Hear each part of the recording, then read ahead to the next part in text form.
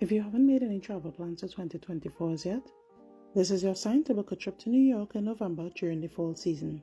The main reason for us booking our trip at this time was because we were celebrating both mine and my boyfriend's birthday, as well as our anniversary.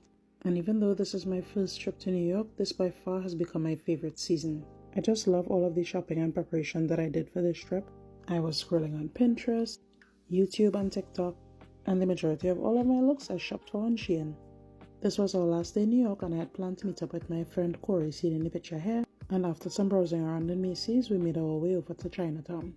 Coming to Chinatown really was more for business purposes as we were looking for some fabrics, and boy did we walk around a lot trying to find what we were looking for. Eventually we headed over to good old Google and found a place called Zarin Fabric. However, we realized they weren't exactly what we were looking for, and then we headed on to our second adventure of the day, which was the Museum of Ice Cream. Now we did so much here that I have to make a separate video for the entire experience for you all, but it's one of my top 5 places I would recommend to visit if you're going to New York. After we finished up with our experience at the Museum of Ice Cream, we headed over to Union Square Holiday Market. Now I did a lot of research on TikTok, and Union Square was marked as one of the top places to visit during the fall season. It's a holiday market that has a variety of vendors available, and I mean variety. But you'll mostly spot a lot of food vendors. This stall in particular was selling hot chocolate in the shape of pretty much anything you could think of.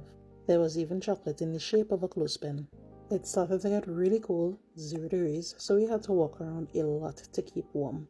I also stopped by this place called the Pie Shop, and then I stumbled across one of the more viral places that I saw on TikTok, which was called Cheese Wheel Pasta. And it is exactly what it sounds like. It's a giant cheese gourd where they make your pasta for you right on the spot.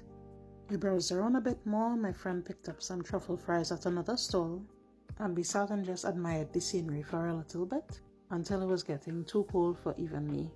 And even though I wasn't able to hit every single area on my checklist to visit, this trip was definitely one of my top experiences of 2023.